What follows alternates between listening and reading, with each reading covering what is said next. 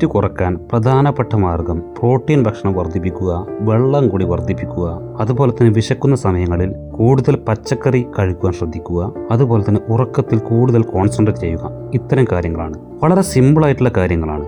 അതോടുകൂടെ വ്യായാമവും ഡയറ്റും കൂടെ ഒരു നോർമൽ രീതിയിലുണ്ടെങ്കിൽ നല്ല രീതിയിൽ ട്രാൻസ്ഫോർമേഷൻ സാധ്യമാകും. പക്ഷേ പലർക്കും ഇത് സാധ്യമാവാറില്ല. കാരണം ഈ പറയുന്ന കാര്യങ്ങളെല്ലാം ഒന്നിച്ച് നടപ്പിലാക്കുവാൻ വേണ്ടി ശ്രമിക്കും. അതാണ് പ്രശ്നം. ഇത് ഒന്നിച്ച് നടപ്പിലാക്കുകയാണെങ്കിൽ കൺസിസ്റ്റൻ്റ് ആയിട്ട് ഇത് മുന്നോട്ട് കൊണ്ടുപോകാൻ കഴിയുകയില്ല.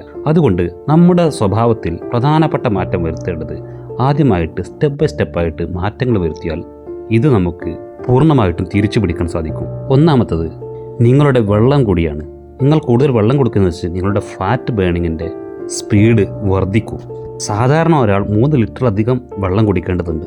അത് നിങ്ങൾക്ക് നിങ്ങളുടെ വെയിറ്റ്, ഹൈറ്റ് ഇതെല്ലാം വെച്ചിട്ട് നിങ്ങൾ എത്രത്തോളം വെള്ളം കുടിക്കണമെന്ന് നിങ്ങൾക്ക് പെട്ടെന്ന് കണ്ടുപിടിക്കാൻ സാധിക്കും. ആ രീതിയിൽ എത്രയാണോ നിങ്ങൾ ഒരു ദിവസം കുടിക്കേണ്ട വെള്ളം, ആ അളവ് വെള്ളം നിങ്ങൾ കുടിക്കാൻ വേണ്ടി ശ്രമിക്കുക. അത് ഏത് സമയത്താണെങ്കിലും അതുമാത്രം നിങ്ങൾ 1-2 മാസം അതിൽ മാത്രം പ്രധാനമായ കോൺസെൻട്രേഷൻ നൽകുക. ബാക്കിയുള്ള കാര്യങ്ങൾ നിങ്ങൾ ചെയ്തോളൂ.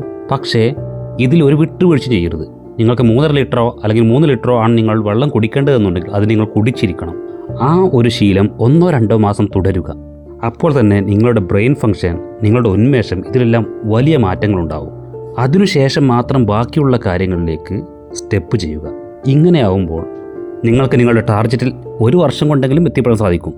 അതല്ല എന്നുണ്ടെങ്കിൽ ഇതെല്ലാം കൂടെ ഒന്നിച്ചു വേണം എന്ന് വിചാരിക്കുന്നവരാണ് ഇതെല്ലാം വഴിയിലിട്ട് പോവുകയും 1-2-3 വർഷങ്ങൾക്ക് ശേഷം ഇത് നടപ്പിലാക്കാൻ കഴിയാതെ ഇരിക്കുകയും ചെയ്യുന്നത്.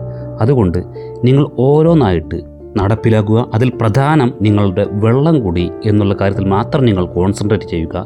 ബാക്കിയുള്ള കാര്യങ്ങൾ നിങ്ങൾ നടപ്പിലാക്കുക.